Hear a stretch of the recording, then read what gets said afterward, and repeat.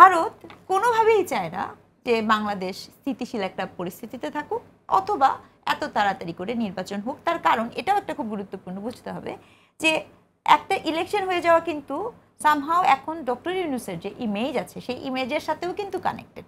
তাহলে এখানে দেখেন ৩-৪টি পক্ষের ডিফারেন্ট উদ্দেশ্যের একক লক্ষ্য তৈরি হয়েছে যে আমরা এখানে একটা বিতর্ক তৈরি করব এবং এটাকে টেনে নিয়ে যাব। আর এই মুহূর্তে আমাদের সংকটটা আসলে এখানে না যে নির্বাচনে কে জিতবে আর নির্বাচনে কে হবে, এই মুহূর্তে আমাদের সংকট আসলে বিরোধী দলটাকে হবে। মূল আলাপটা আসলে বিরোধী দলের জায়গাতে আছে যে ওই জায়গাটা কাকে আমরা দিব।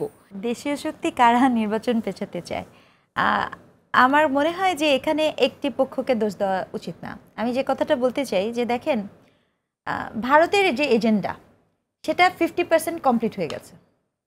আফটার 5th অগস্টের পরে যা কিছু হয়েছে অলরেডি 50% কমপ্লিট হয়ে গেছে।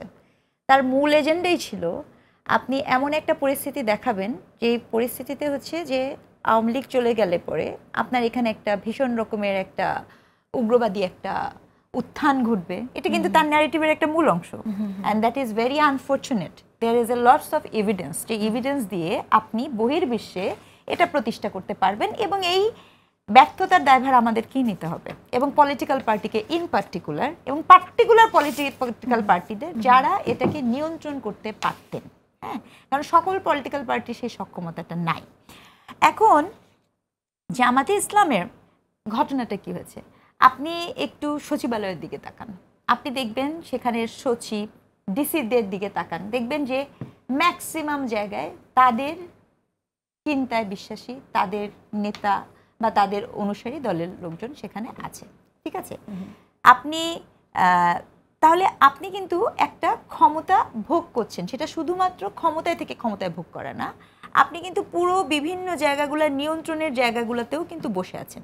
এখন যতটা সময় কালক্ষেপণ হবে, আবার আওয়ামী লীগও চায় না নির্বাচন হোক, কারণ যত এখানে অস্থিতিশীলতা তৈরি হবে তত তার এজেন্ডা হচ্ছে যে তার কামব্যাক করার সুযোগ তৈরি হবে। আপনি খেয়াল করেন উদ্দেশ্য দুজনের ডিফারেন্ট, কিন্তু আলটিমেটলি যেই দিকে আমরা যাচ্ছি সেই জায়গাতে কিন্তু একটা অ্যাসিমিলেশন তৈরি হচ্ছে। ভারত কোনোভাবেই চায় না যে বাংলাদেশ স্থিতিশীল একটা পরিস্থিতিতে থাকুক অথবা এত তাড়াতাড়ি করে নির্বাচন হোক। তার কারণ এটাও একটা খুব গুরুত্বপূর্ণ বুঝতে হবে যে একটা ইলেকশন হয়ে যাওয়া কিন্তু সামহাও এখন ডক্টর ইউনূসের যে ইমেজ আছে সেই ইমেজের সাথেও কিন্তু কানেক্টেড। তাহলে এখানে দেখেন ৩-৪টি পক্ষের ডিফারেন্ট উদ্দেশ্যের একক লক্ষ্য তৈরি হয়েছে যে আমরা এখানে একটা বিতর্ক তৈরি করব এবং এটাকে টেনে নিয়ে যাব। আর এই মুহূর্তে আমাদের সংকটটা আসলে এখানে না যে নির্বাচনে কে জিতবে আর নির্বাচনে কে হবে, এই মুহূর্তে আমাদের সংকট আসলে বিরোধী দলটাকে হবে।